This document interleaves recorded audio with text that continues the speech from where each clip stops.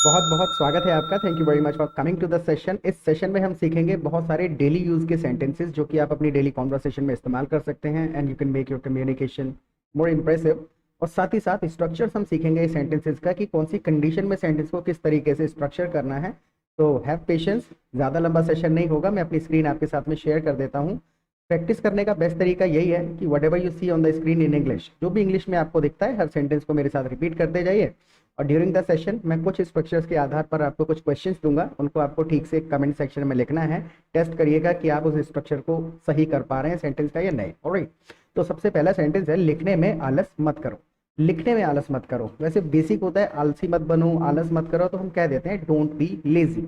लिखने में आलस मत करो तो don't be lazy at writing. जिस काम को अगर हम साथ में जोड़ना चाहते हैं तो don't be lazy at writing, यानी कि बात करने में आलस मत करो। Don't be lazy at talking. बात करने में आलस मत करो। नाउ उठ जाओ सुबह हो गई। उठ जाओ सुबह हो गई। अब इस चीज को हमें अगर कहना है तो wake up it's morning. Wake up it's morning, यानी कि सुबह हो गई। नाउ बाहर मौसम देखो। बाहर मौसम देखो। अब हम किसी को इंडिकेट कर रहे हैं बाहर मौसम देख लो, तो look at the weather outside. यहाँ पर एट का इस्तेमाल करना थोड़ा अप्रोप्रिएट होता है। लुक द वेदर आउटसाइड भी हम कह सकते हैं, look at the weather outside ज्यादा सुटेबल है। नाउ बाहर मौसम कैसा है। अब बंदा ये क्वेश्चन कर रहा है, जो बंदा लेटा हुआ है वो लेटे लेटे क्वेश्चन कर रहा है बाहर मौसम कैसा है। हाउ इज, कैसा है, how is the weather outside, यानी बाहर मौसम कैसा है। हम बेसिक सेंटेंस से इसको स्टार्ट कर रहे हैं ताकि आगे जो एडवांस लेवल का स्ट्रक्चर्स आएंगे वो आपको इसके ही बेसिस पर होंगे, वो आपको इजीली समझ में आ जाएंगे। तो थोड़े पेशेंस रखने हैं और पूरा देखकर फीडबैक जरूर देना है कि ये सेशन यूजफुल लगा या नहीं लगा। राइट नाउ ना गर्मी है ना ठंड है। बंदा पूछ रहा है how is the weather outside और सामने वाला रिप्लाई कर रहा है ना गर्मी है ना ठंड है। इस चीज में हम इस्तेमाल कर लेते हैं neither it's hot nor cold. Neither और नॉर का इस्तेमाल कर लेते हैं जब ऐसी चीजें हमें बोलनी होती है इस लहजे में। Neither it's hot nor cold, ना गर्मी है ना ठंड है। नाउ द नेक्स्ट सेंटेंस, मौसम बहुत सुहावना है। Neither it's hot not cold, मौसम बहुत सुहावना है। Weather is really pleasant. Weather is very pleasant भी कह सकते हैं, रियली प्लेजेंट मतलब नेचुरली कह दिया जाता है। दोनों का तात्पर्य वही है कि सच में सुहावना है। Weather is really pleasant. Now the next sentence, सारा दिन क्या करोगे। बंदा पूछ रहा है सारा दिन क्या करोगे। What will you do the whole day, पूरा दिन क्या करोगे। What will you do the whole day, इसको पूछने का एक और तरीका है और ज्यादा नेचुरली अगर पूछें what you gonna do the whole day, यानी उसका डिसीजन हम पूछ रहे हैं। जो बंदा लेटा हुआ है what are you gonna do the whole day, या फिर फ्यूचर बिल्कुल बेसिक ग्रामर लगा के भी बोल सकते हैं what will you do the whole day. Now the next sentence, मैं घर पर ही रहूंगा। बंदा रिप्लाई कर रहा है मैं पूरा दिन घर पे ही रहूंगा। I stay home. I stay at home भी कह सकते हैं, आई स्टे होम भी कह करके ये नेचुरली पूरा सेंटेंस और ये पूरा का पूरा ग्रामेटिकली करेक्ट भी है। आई स्टे होम या फिर I am gonna stay home the whole day, पूरा दिन घर पे ही रहूंगा। ना क्या तुम भूल गए आज हमें मार्केट जाना है। क्या तुम भूल गए आज हमें मार्केट जाना है। Did you forget we have to go to market today. देखिए भूल गए हैं तो डिड लगा के हमने इंडिकेट कर दिया है कि हम पास्ट बता रहे हैं। जिस भी सेंटेंस में हम डिड का इस्तेमाल कर लेते हैं बताते समय या पूछते समय तो फिर फर्स्ट फॉर्म ही रह जाती है, भले हम पास्ट की बात कर रहे हो। तो did you forget we have to go to market today, आज हमें मार्केट जाना है। Did you forget that. Now the next sentence is, जो बंदा रिप्लाई कर रहा है मेरे दिमाग से निकल गया। मेरे दिमाग से निकल गया, मैं भूल गया सडनली। तो इस स्टाइल से अगर आपको बोलना है it slipped my mind. It slipped my mind, हालांकि ये ग्रामेटिकली करेक्ट है और इसको ऐसे ही बोला जाता है it slipped my mind. Now अब जल्दी से तैयार हो जाओ। अब बंदा रिप्लाई कर रहा है जल्दी से तैयार हो जाओ। Get ready real quick. Get ready quickly भी कहा जा सकता है, वो लिटरल ट्रांसलेशन हो जाएगा। जब भी हमें किसी चीज पे एम्फेसाइज करना है कि जल्दी से कोई काम हो जाना चाहिए तो रियल क्विक का इस्तेमाल कर लेते हैं, गेट रेडी रियल क्विक। यानी ये दो जो सेंटेंस, इसमें दो सेंटेंस ही हो गए कुल मिला के। गेट रेडी मतलब तैयार हो जाओ, रियल क्विक जल्दी से, get ready real quick. Now मैं वापस आकर नहाऊंगा। बंदा जो कह रहा है, जो लेटा हुआ है बंदा अभी भी, वो कह रहा है मैं वापस आके नहाऊंगा मार्केट से। I take bath after returning from there, नहीं मैं वहां से आके नहाऊंगा। I take bath after returning from there. Now the next sentence is, तुम इतने आलसी क्यों हो। नहीं, क्वेश्चन इज तुम कितने आलसी हो। कहने का तात्पर्य दोनों में वही है, तुम इतने आलसी क्यों हो, तुम कितने आलसी हो। इस लहजे में हम क्वेश्चन करते हैं हाउ लेजी आर यू, तुम कितने आलसी हो। हाउ लेजी आर यू, तुम कितने आलसी हो। नाउ आलसी होने की बात नहीं है, हम इसी तरीके से कॉन्वर्सेशन करते हैं। जब किसी ने कहा तुम कितने आलसी हो, तो बंदा थोड़ी सफाई देना चाह रहा है कि बात आलसी होने की नहीं है।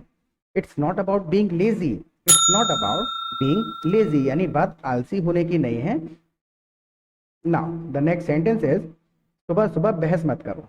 सुबह सुबह बहस मत करो। अब यहाँ पर थोड़ा सा 2 बार हमने सुबह सुबह यूज कर लिया है। सुबह सुबह यानी कि बहुत जल्दी बहस मत करो। Getting my point? 2 bar use करने का तात्पर्य क्या है? सुबह सुबह, इतनी जल्दी बहस मत करो सुबह, अर्ली मॉर्निंग। तो डोंट आर्ग्यू अर्ली मॉर्निंग, यानी सुबह सुबह बहस मत करो। Don't argue early morning. Now the next sentence, हमें कितने बजे निकलना है? ये पूछ रहा है बंदा कि हमें कितने बजे निकलना है। What time do we have to leave?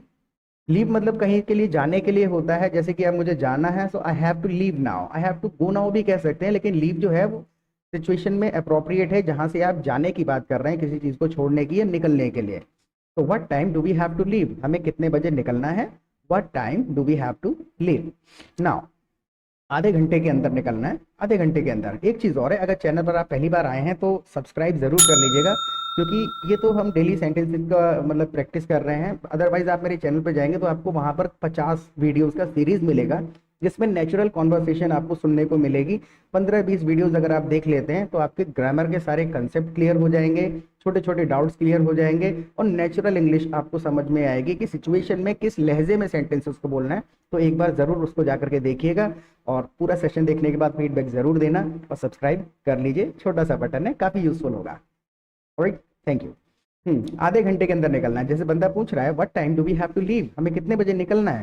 सामने वाला रिप्लाई कर रहा है कि आधे घंटे के अंदर, with in half an hour. With in का मतलब हो गया इस समय के अंदर अंदर। जैसे कि मैं 1 घंटे में आ जाऊंगा, I will get there in 1 hour, I will get there within 1 hour, यानी 1 घंटे के अंदर अंदर। टाइम पे एम्फेसाइज कर दिया, इतने समय के अंदर अंदर।